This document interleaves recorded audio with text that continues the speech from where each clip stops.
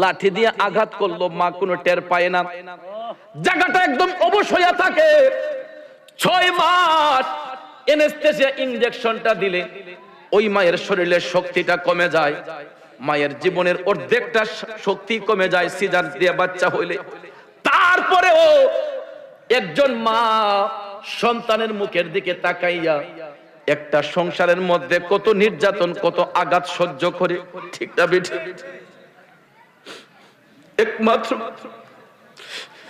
বাচ্চাদের মুখের দিকে তাকাইয়া রে এই সমাজের মধ্যে কত মহিলা আছে স্বামীর নির্যাতন সহ্য করে, শ্বশুর শাশুড়ির নির্যাতন সহ্য করে, দেবর বাসুরের নির্যাতন সহ্য করে, একমাত্র বাচ্চার মুখের দিকে তাকাইয়া, ঠিক না বেঠিক? বড় হইয়া যদি ওই বাচ্চাগুলা মা বাবাকে কষ্ট দেয়, এই কষ্টের